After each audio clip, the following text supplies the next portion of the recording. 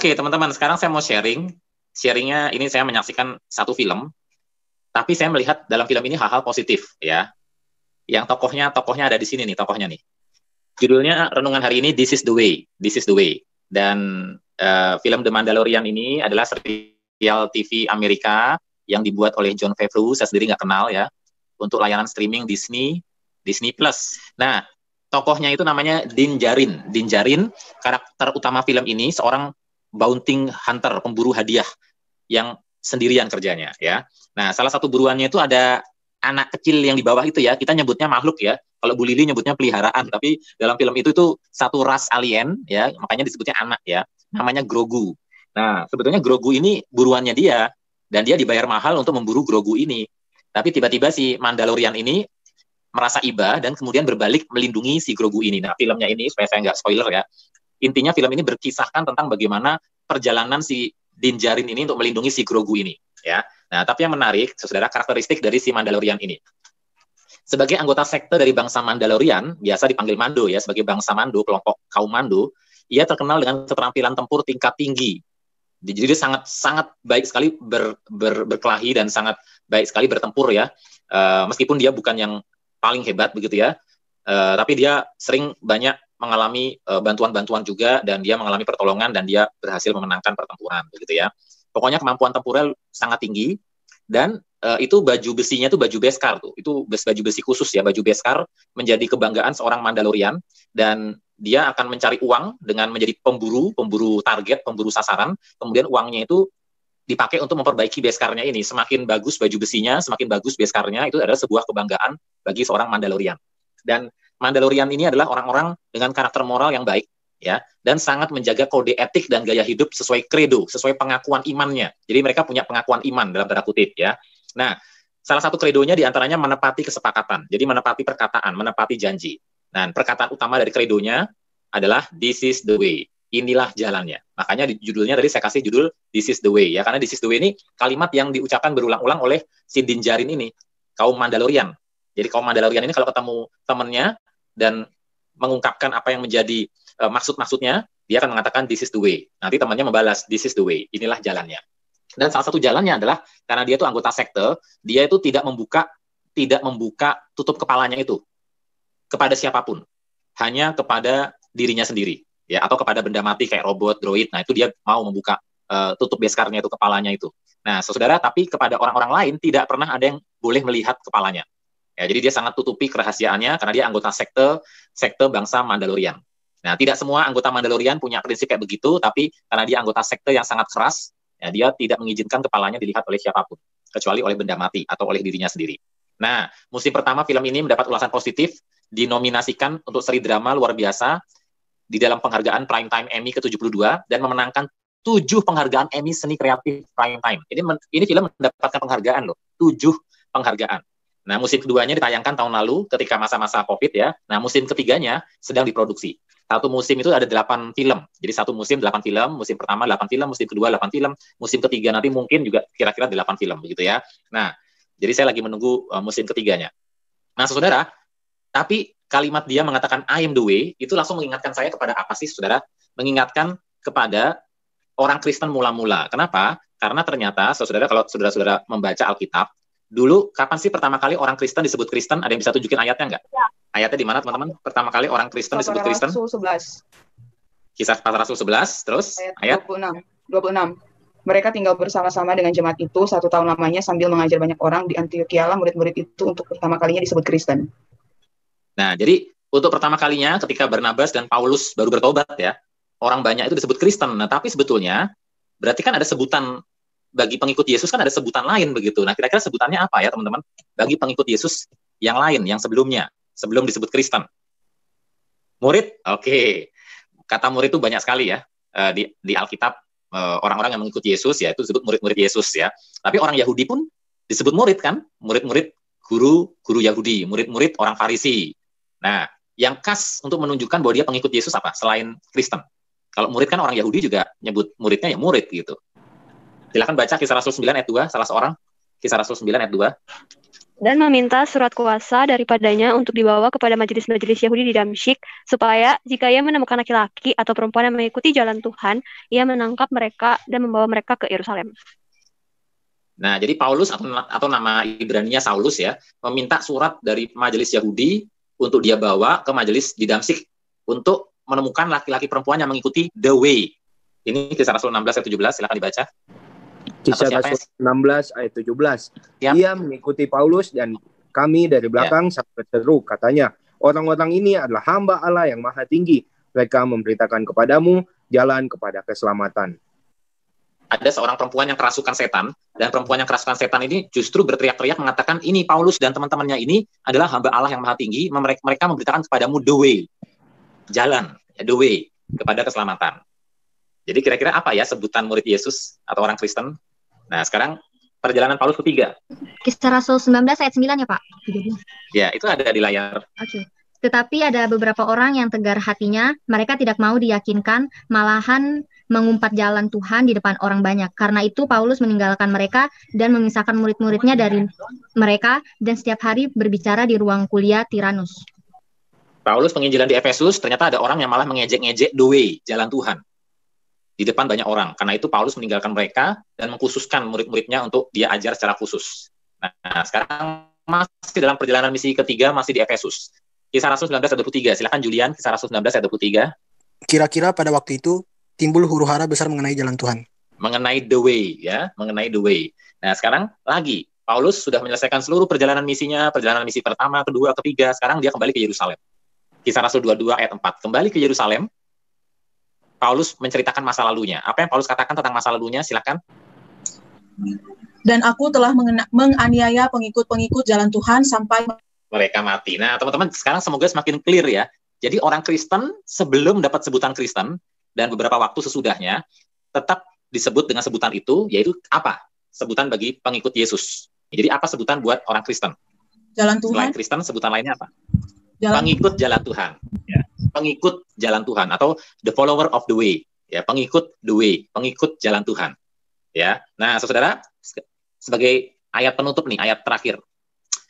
Ketika Paulus di Yerusalem itu dia digugat oleh orang Yahudi dan kemudian dia akan dibunuh, kemudian akhirnya Paulus naik banding, minta diadili sampai ke Kaisar di Roma, dan dalam perjalanan menuju ke Kaisaran di Roma, dia ditahan di Kaisarea, dan di Kaisarea dia cerita lagi tentang masa lalunya. Di depan pengadilan dia cerita masa lalunya. Kisah Rasul 24 ayat 14, tetapi aku mengakui kepadamu bahwa aku berbakti kepada Allah, nenek moyang kami, dengan menganut jalan Tuhan, yaitu jalan yang mereka sebut sakte. Aku percaya kepada segala sesuatu yang ada tertulis dalam hukum Taurat dan dalam kitab nabi-nabi. Amin.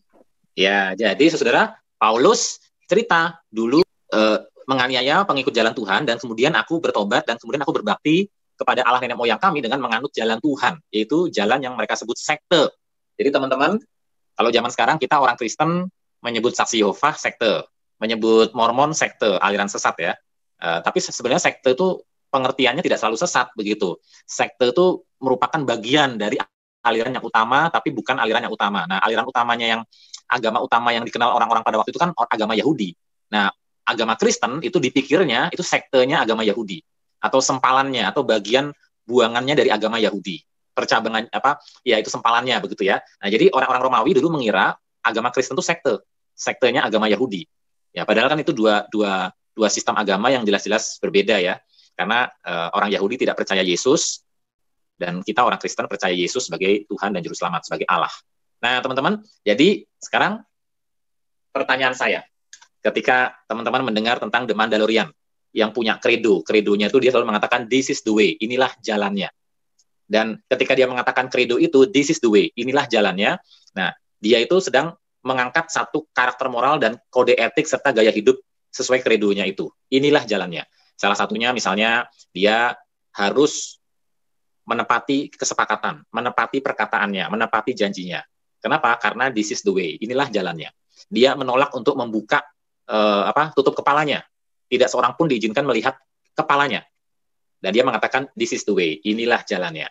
Nah, saudara, jadi kita melihat ada sebuah komitmen moral, komitmen etika, gaya hidup sesuai kredo, sesuai pengakuan. Karena this is the way, inilah jalannya. Nah, kira-kira teman-teman, kalau tadi orang-orang Kristen yang Kisah Para Rasul kita baca itu disebut pengikut jalan Tuhan, pengikut the way, dapatkah Anda melihat keterkaitan ya?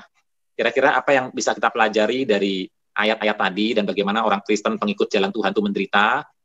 Kalau kita bandingkan dengan bangsa Mandalorian ini ya, kaum Mando ini. Apa yang kira-kira teman-teman bisa pelajari ya?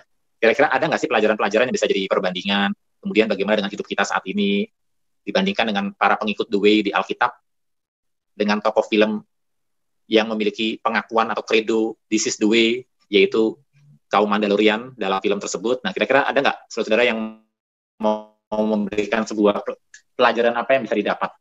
Apakah terhadap iman Kristen kita masih mengatakan seperti si Mando, this is the way, atau sebenarnya ya hati lain, mulut lain begitu? Yang pasti wawasan tahu ya. Hari ini saya setidaknya memberikan wawasan bahwa orang Kristen dulu sebutannya adalah pengikut jalan Tuhan, the way.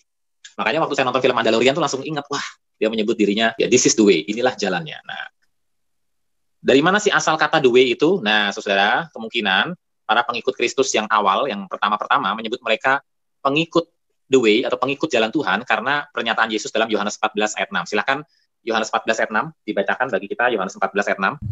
John Ya. 14 verse 6, that he is the way and the truth and the life. Yohanes 14 ayat 6 ini ayat hafalan yang terkenal. Teman-teman kan pastinya hafal ya. Ungkapan Yesus mengatakan, akulah jalan dan kebenaran dan hidup. Akulah the way. Nah, kemungkinan dari kata the way yang diucapkan Yesus inilah, para pengikut Yesus itu kemudian menyebut dirinya pengikut jalan Tuhan. Pengikut the way, the follower of the way. Pengikut jalan Tuhan.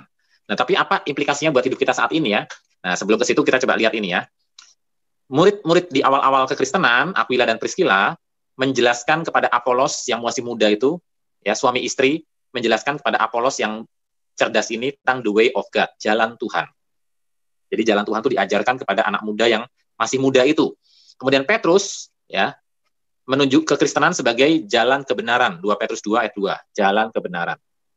Dan terakhir di dalam Ibrani 10, penulis Ibrani mengatakan bahwa Yesus tubuhnya yang terpecah ya adalah jalan yang baru dan jalan kehidupan bagi kita untuk memasuki tempat Maha Kudus. Jadi tubuh Kristus yang terpecah di kayu salib itu adalah jalan yang baru dan jalan yang hidup bagi kita untuk memasuki tahta surgawi. Nah, teman-teman, ini beberapa hal tentang jalan ya, the way. Ya, this is the way yang tersedia bagi kita. Nah, tapi dari bacaan yang kita baca tadi tentang the way ini, ya kita mesti mengerti ya seperti yang dialami oleh The Mandalorian tadi ya. The Mandalorian itu dengan gaya hidupnya itu dia mengalami banyak tantangan gitu ya. Orang mempertanyakan, kenapa sih kamu nggak mau buka helm kamu? Bahkan mereka berusaha dengan kekerasan mencoba untuk memaksanya membuka helmnya, ya. Nah, saudara, tapi kita melihat di sini bagaimana dengan orang-orang Kristen pengikut jalan Tuhan. Diumpat. Siap nggak kita diumpat ya? Di depan banyak orang loh. Siap nggak karena kredo kita, karena pengakuan iman kita diumpat di depan banyak orang. Jangankan diumpat, kita dapat dislike aja ya, jempol ke bawah aja ya. Kita sudah nggak bisa tidur. Nanti Instagram kita atau Facebook kita di-dislike sama orang, kita udah nggak bisa tidur. Bagaimana kalau kita mengalami di Kisah Para Rasul? Dan pelakunya dulu Paulus malah, ya. Sebagai pengikut jalan Tuhan, kita ditangkap. Ya, ditangkap. Diseret. Kemudian kita bahkan mungkin dibunuh. Itu pengikut jalan Tuhan. Nah, bagaimana dengan kita kalau harus mengalami ini? Gara-gara iman Kristen, pengikut jalan Tuhan, timbul huru-hara. Ya. Karena apa? Karena gara-gara banyak orang ikut Tuhan, akhirnya produsen patung-patung berhala itu merasa rugi. Akhirnya mereka menghasut orang banyak untuk menganiaya orang Kristen dan timbul huru-hara karena iman kita kepada Kristus. Itu kira-kira bagaimana ya respon kita? Bagaimana kalau kemudian kita mengalami aniaya, bahkan sampai mereka mati, sampai kita mati, kita dianiaya sampai mati. Itu resiko pengikut the way, pengikut jalan Tuhan. Nah, kira-kira bagaimana ya kita sebagai anak-anak muda meresponinya? Nah, saudara, keselamatan yang disediakan Kristus disebut jalan Tuhan, the way. Jadi ini wawasan buat kita ya. Kalian ini adalah pengikut jalan Tuhan. Kata Yunani yang dipakai hodos, berarti suatu jalan setapak. Bukan jalan tol ya, bukan highway. Bukan highway, yang kita lalui adalah jalan setapak. Jalan yang penuh dengan kerikil, batu besar, batu kecil, lumpur, kaki kita kotor. semak-semak, kemudian ada rumput-rumput yang duri-durinya tuh nempel di baju, ya, jalan setapak, hodos. Nah, orang percaya di Perjanjian Baru melihat bahwa keselamatan dalam Kristus bukan saja sebagai pengalaman untuk diterima. Banyak kita berpikir yang namanya keselamatan tuh ya sekali terima Yesus ya udah gitu, pengalaman saya sudah lahir baru, saya sudah menerima Yesus begitu ya, menerima jalan keselamatan. Tapi dengan istilah the way ini, dengan istilah jalan Tuhan, kita diingatkan bahwa yang namanya iman Kristen itu adalah sebuah journey, sebuah perjalanan untuk ditempuh. Jalan untuk ditempuh dalam iman dan persekutuan dengan Yesus. Ya. Jadi yang namanya keselamatan itu bukan hanya satu titik, ya, tetapi sebuah perjalanan, sebuah journey. Titik awalnya tentu lahir baru, ya. Titik awalnya lahir baru. Kita mengikuti Yesus, mengikuti jalan Tuhan, titik awalnya lahir baru. Setiap perjalanan kan ada titik awalnya ya. Tapi namanya perjalanan berarti kita nggak diam di tempat, tapi harus berjalan. Itu baru namanya perjalanan. Nah, dalam perjalanan itu kita mengerti bahwa keselamatan itu tidak hanya dimulai dengan saya percaya Yesus, tapi bagaimana saya menghidupi percaya Yesus itu. Nah, kalau pengikut jalan Tuhan di abad mula-mula ya dianiaya, diseret, dibunuh, kemudian mereka menimbulkan huru-hara, ya, karena banyak produsen patung berhala yang rugi secara ekonomi gara-gara muncul orang Kristen, dan kemudian mereka juga dicela-cela di depan orang banyak. Nah, bagaimana dengan kita, anak-anak muda yang katanya pengikut jalan Tuhan? Apakah kita berani berkata seperti Mandaroli yang tadi, this is the way? Kalau kita suatu hari melihat teman kita dianiaya, Brian misalnya diolok-olok sama temannya karena iman Kristennya, kita mengatakan, Brian, this is the way. Kemudian Brian membalas saya, iya Pak Cahyo, this is the way. Misalnya suatu hari Octaviano, karena kejujurannya dia dipecat misalnya dari tempat kerjanya. Lalu Octaviano mengatakan, tenang Pak Cahyo, tidak usah khawatir, this is the way. Inilah jalannya. Lalu saya mengatakan, ya betul Octaviano, this is the way. Begitu ya. Jadi kita punya slogan baru nih. Misalnya suatu hari ya, ada nona-nona kita. Ada di antara nona-nona yang dengan sedihnya harus memutuskan cowok yang nggak seiman.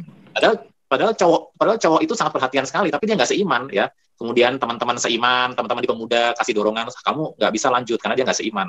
Lalu kemudian dengan sedih, dengan nangis-nangis, nona ini berkata, ya this is the way. Dan akhirnya kita juga membalas, ya this is the way. Ya kamu harus putus, nanti Tuhan sediakan yang terbaik. Gitu ya. Nah teman-teman, jadi ingat ya, yang kita hadapi ini belum sampai mencucurkan darah.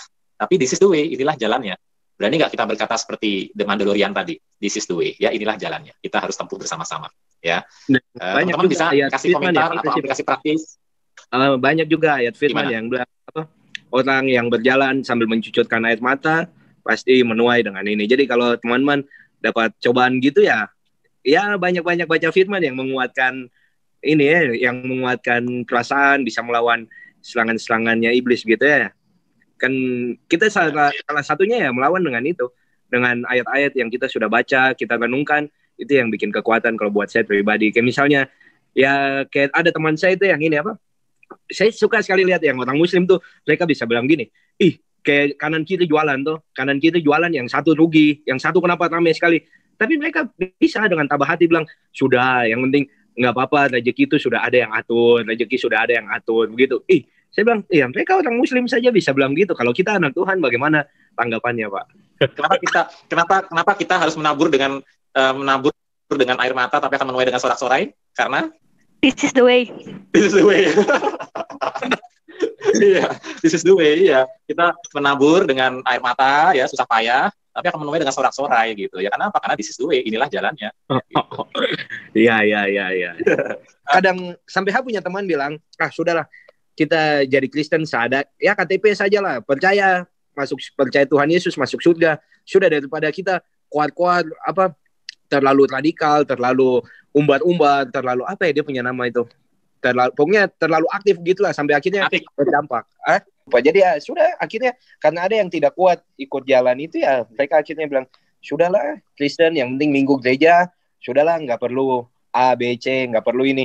Mereka takut di ini ya. Yang kalau saya sendiri lihat tuh dari ini sih, pola pikirnya anak-anak muda harus kita ini. Kalau kita yang sudah percaya Tuhan, kita harus ingat. Saya bersyukur sih, saya baca buku Purpose Live and Life. Kita dibilang, kita punya hidup ini bukan tujuannya di dunia. Bandingkan 70 tahun, istilahnya 70 tahun dengan 1000. Dengan 1000 saja 70 tuh sedikit sekali. Bandingkan dengan kekekalan. Wah, itu tidak ada ini. Jadi, sudah ya, kita kalau saya dengan teman-teman, saya bilang, kalau kita di Jakarta bilang, sudah, kalian pikir yang ke depan saja, berdoa, nanti Tuhan pasti kasih jalan. Kalau bisa ya fokus, yang paling penting sih fokus hidup kita sih. Jangan hanya fokus untuk hidup saat ini.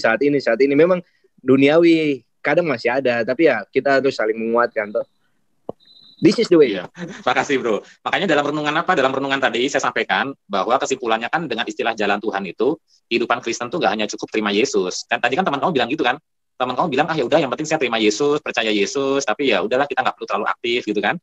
Nah itu berarti dia nggak mencerminkan pengikut jalan Tuhan, karena pengikut jalan Tuhan mengerti bahwa keselamatan itu bukan hanya satu titik, tapi perjalanan. Ya, dimulai dari lahir baru, tapi setelah lahir baru itu harus ada perjalanan mengikut Yesus atau menjadi murid. Ya, betul. Dan mencapai kedewasaannya ya Pak, capai kedewasaannya. Betul. Jadi kan dari anak kecil makan masih yang ringan-ringan. Zaman sekarang kan ya itu kayak tadi Pak William bilang, anak muda sekarang kan itu pengaruhnya itu kalau tidak kuat dalam iman ya itu kadang ke bawah gitu. Saya juga pernah mengalami. Saya berapa kali dulu saya masih SMA juga gara-gara pengaruh dari orang lain saya bisa masuk sembahyang di masjid itu. Nah itu pengalaman saya. Ya pengaruh dari lingkungan itu yang kalau tidak kuat ya bisa. Apalagi zaman sekarang kan kayak internet itu makin canggih, jadi ya perlu ada bimbingan dari orang-orang yang kayak senior kakak-kakak rohani supaya kita bisa kuat gitu. Itu sih mungkin dari saya. Terima kasih. Harus ada bimbingan dari kakak-kakak rohani. Seperti tadi dalam bacaan kita seperti siapa? Seperti Apolos. Apolos sudah pinter Alkitab perjanjian lama kayak apapun, dia tetap dibimbing oleh Priscilla dan Aquila. Dan Priscilla Aquila membimbing dia dalam jalan Tuhan. Dicatat bahwa Priscilla dan Aquila, suami istri ini membimbing Apolos di dalam jalan Tuhan. This is the way.